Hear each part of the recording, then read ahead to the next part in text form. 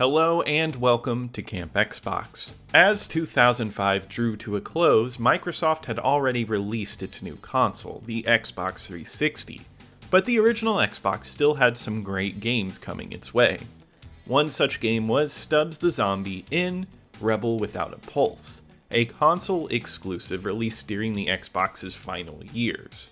This unique game was an interesting take on the zombie genre, offering a fresh horror comedy experience before the zombie craze took over the entertainment industry.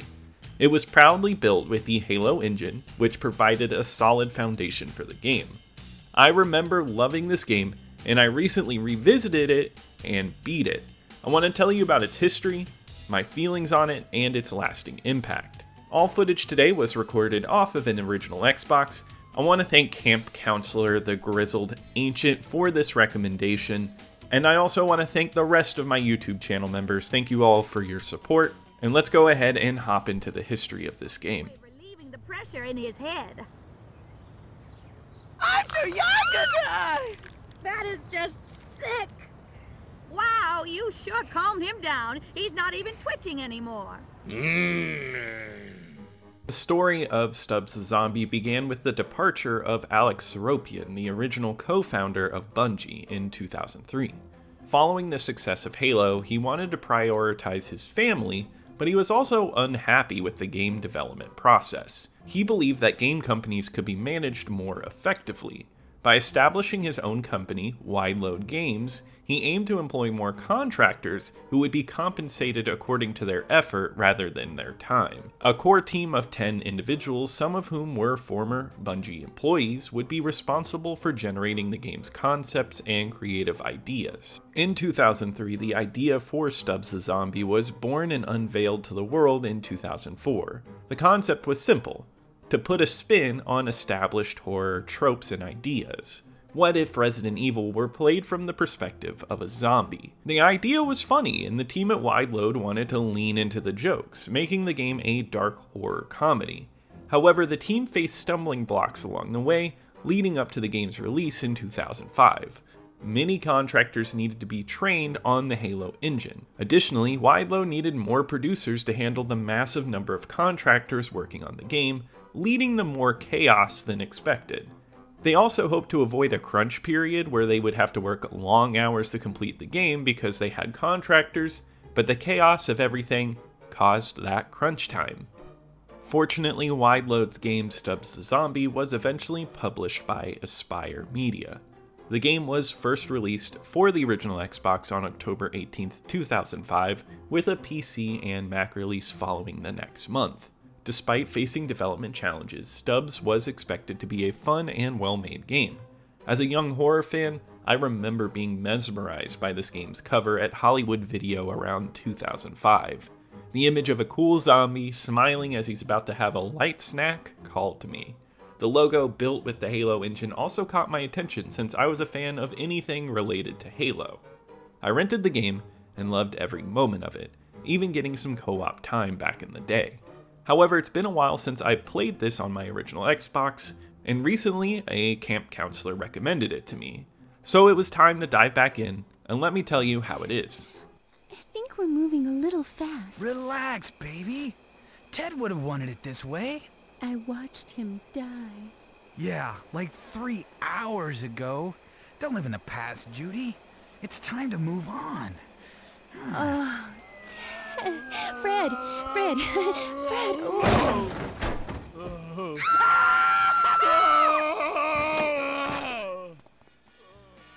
The game is set in the town of Punch Bowl, which is a futuristic alternate history city of 1959. The game features music, costuming, and dialogue that you'd expect of the era, but with robots and hovering cars. In the game's opening, Stubbs the Zombie rises from the grave and starts wreaking havoc on the city.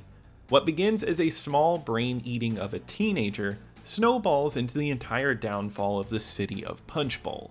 Throughout the game, you will encounter various characters, such as tiny but angry police chiefs, evil scientists, killer barbershop quartets, and many more. Everything in the game feels like a parody of 50s society, and everything is thrown at the wall.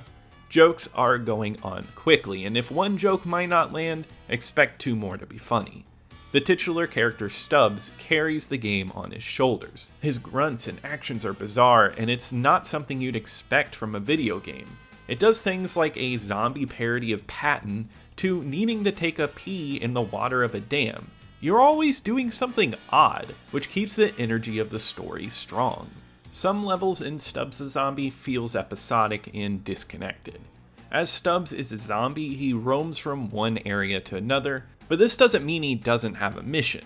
In fact, Stubbs is primarily a love story in which he searches for his lost love. It's a unique zombie romance that predates a movie like Warm Bodies. The character of Stubbs is well crafted with a 1950s cartoon style which makes him charming. He has a salesman-like appearance and a cigarette that's always lit, which makes him a likable character that I really want to follow. It is amusing how this game has a plot in the background. As Stubbs chases after his love and takes out rednecks who label him a communist, the city is being ravaged by zombies. When you first leave Punch Bowl, the city is still bright and only a few zombies are in it. However, when you return, the town becomes a war zone and is wholly destroyed. Stubbs was patient zero and had no plan to orchestrate the city's destruction. He inadvertently started its downfall, and I love this background plot. It adds a funny note to the game.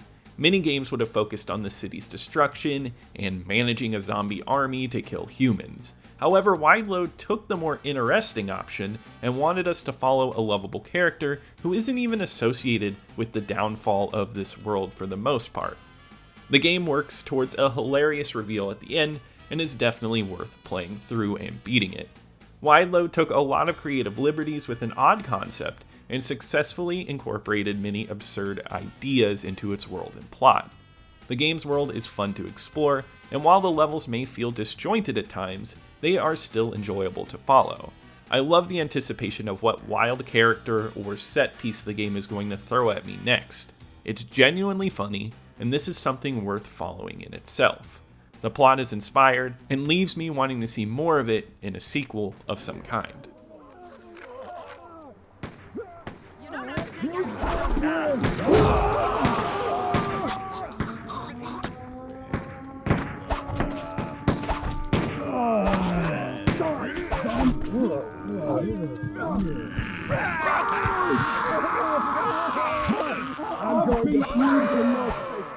The game Stubbs runs on the Halo engine, and it's evident throughout the entire experience.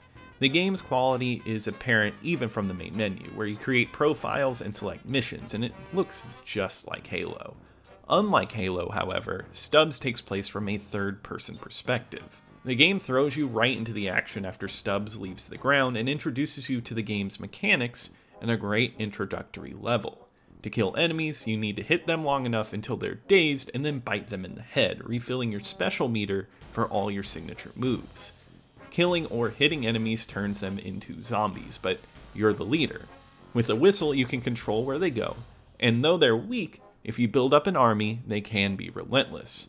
The AI control is not the only element of the game, but it's one of the most interesting. You can go through levels without worrying about your zombies, but it's so much fun leading them around. Coming into a room full of enemies and watching them get overrun by your zombies is fantastic. It's an element I never found essential to winning, but it's a significant plus and fun to see how big you can make your army and how long you can keep them alive. Stubbs does have 4 signature moves, and I think these make the game truly stand out.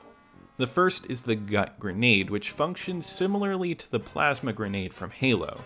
You can throw it out of your body and attach it to enemies. You have to tap the throw button again to detonate it, making it work like a mine at times if you throw it on the ground. This is a fun one to lop around and comes in handy very often. The second move is the Fart Bomb, which will knock out all enemies around you. The third move allows you to rip your head off and bowl it into enemies, making it explode. This is a really fun idea and move, but it takes a while to start up due to a slow animation. So it's my least favorite, though it's creative. And finally, the most inventive move of the bunch is the hand. Stubbs the Zombie has a unique ability to rip off his hand and throw it on a human's head. Once the hand lands on the enemy, you gain control of them, and the game transforms into a shooter with a wide range of enemy classes.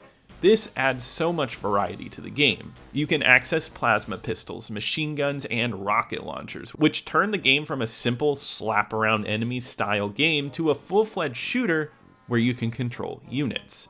This feature is useful when you don't have a horde of zombies to help you fight against enemies. Mowing them down with weapons adds fun, and it breaks up the gameplay nicely.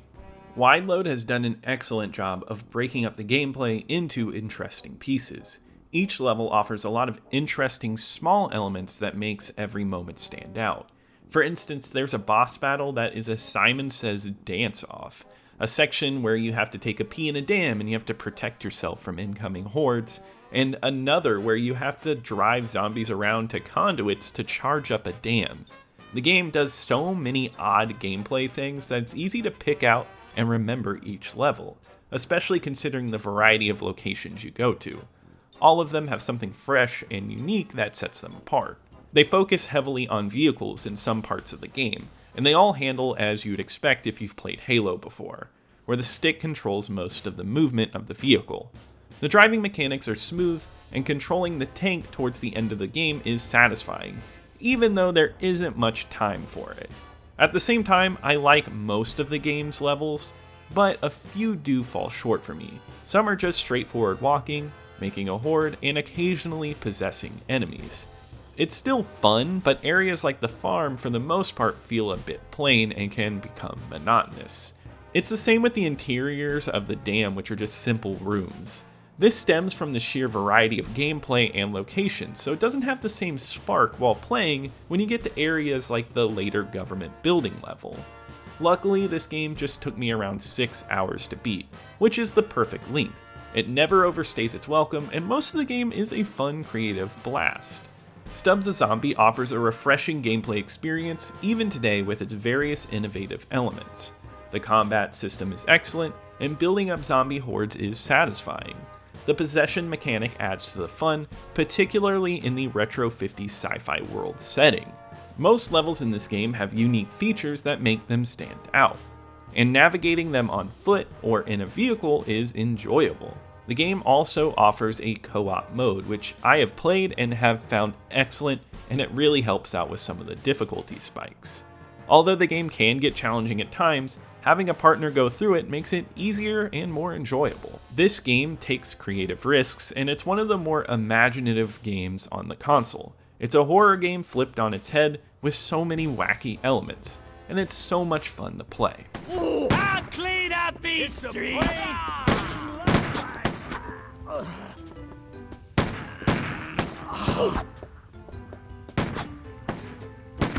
Working for the undead.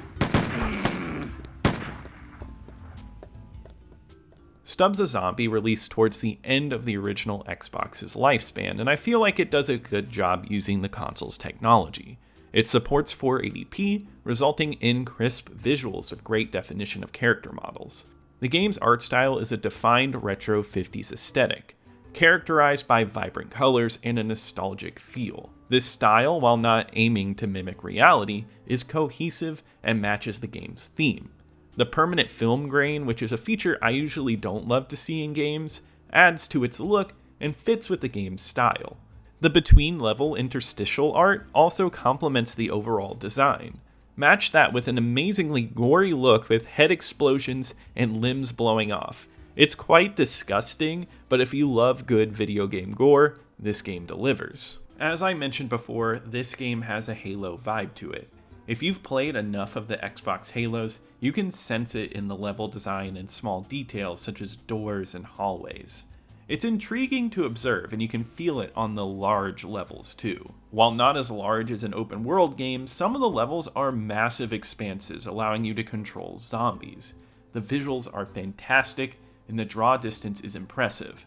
But the downside is that the levels can feel empty. For instance, when you're in the city center, there aren't many people around, or in the destroyed city streets, it can become a lonely game sometimes. However, I guess you could say that works with the horror vibe of the game, and you could also say that about the brightness, because this game is extremely dark at times and has no brightness setting. A lot of games didn't then, but it's very much needed here. This is the only graphical downside, but I believe its creativity is evident in its art design, and the Halo engine is an excellent base to build upon. Overall, Stubbs is a visually pleasing game.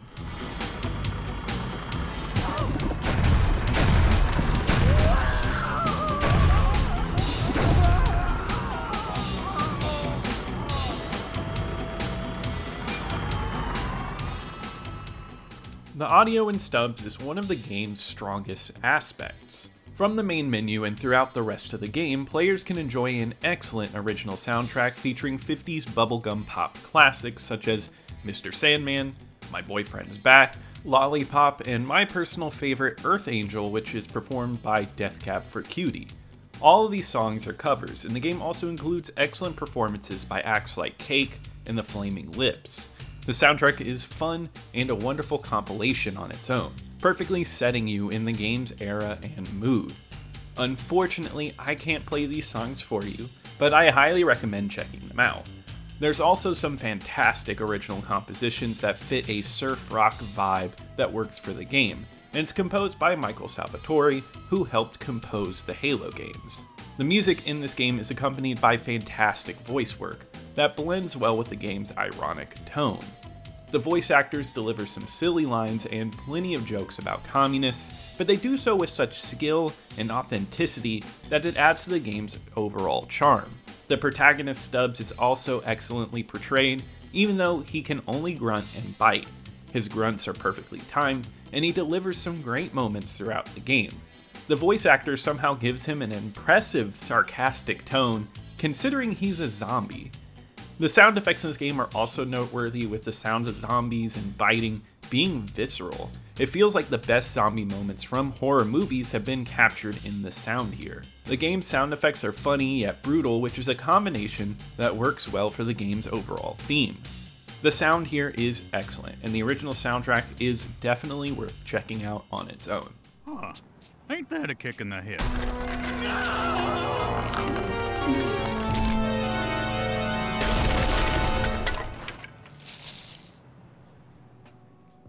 Stubbs the Zombie is a game that stands out for its originality on all fronts. Although it was built using the Halo engine, it does not rely on it as a crutch. The original music is strong and features one of the best soundtracks made for a game in the 6th generation. The plot is funny, and it has an ironic tone that allows the game to be genuinely funny.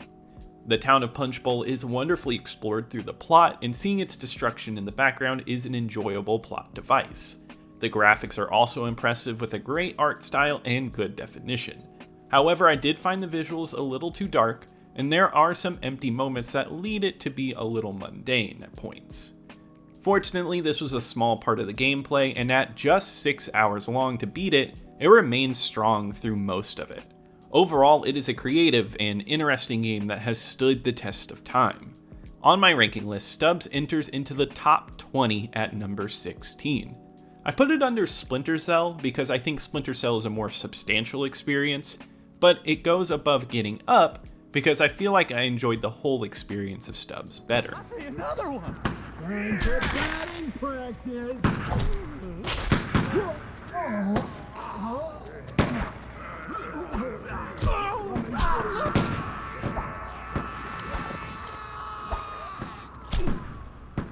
Sit down. Another one. Why me?